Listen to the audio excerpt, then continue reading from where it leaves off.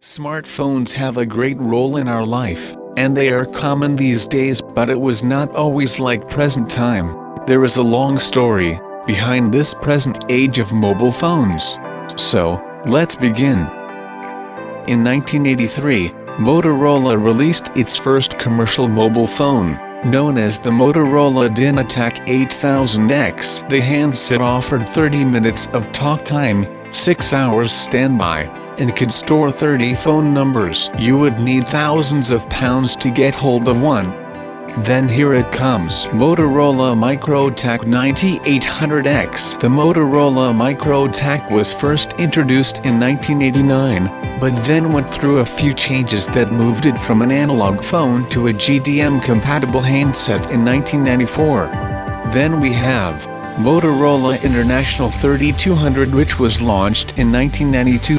The Motorola International 3200 was the world's first digital mobile phone.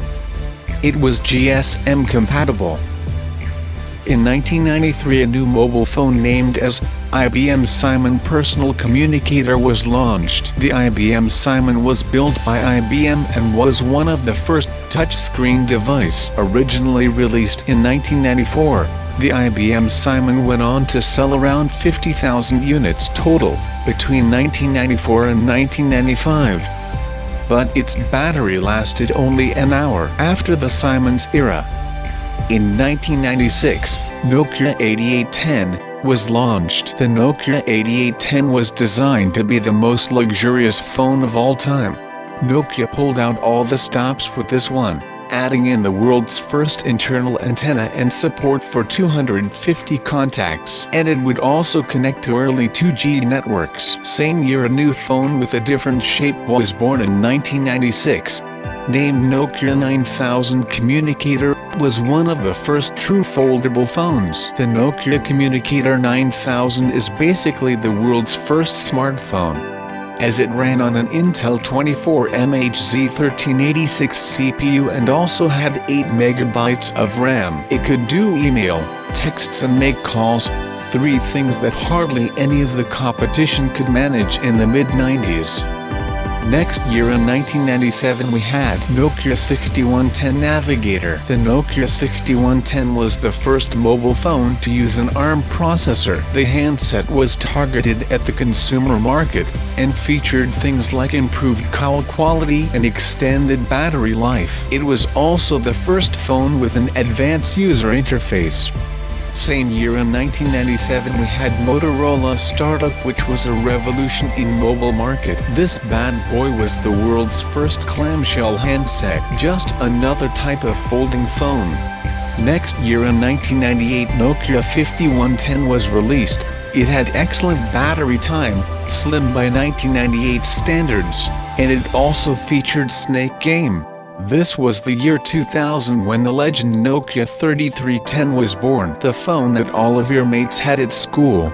Even in 2019, many regard the 3310 as one of the best mobile devices ever created. Some even say it's indestructible. Now 2 years later in 2002 we had Samsung SGHT 100. Before Samsung took over the world, it made handsets like this, which were quite simple, and again it was another sort of folding phone, which was the first phone ever to use a thin film transistor active matrix LCD display. A year later in 2003, Nokia 1100 was launched. Over 250 million Nokia 1100s were sold during its time on market, making it one of the most successful phone releases of all time. Even by today's standards, the Nokia 1100 was designed to be basic. It didn't feature a lot of the fancy stuff other Nokia phones had. Year 2003 was the year of revolution when we had Nokia Engage. The Nokia Engage was the first ever gaming phone to look like a gaming controller. The keys were set out on the side of the display. The phone was designed in an attempt to lure away gamers from Nintendo's Game Boy Advance. The handset also included support for apps and also MP3, making it a true smartphone in every sense of the word. Nokia sold about 3 million units of this device between 2003 and 2005.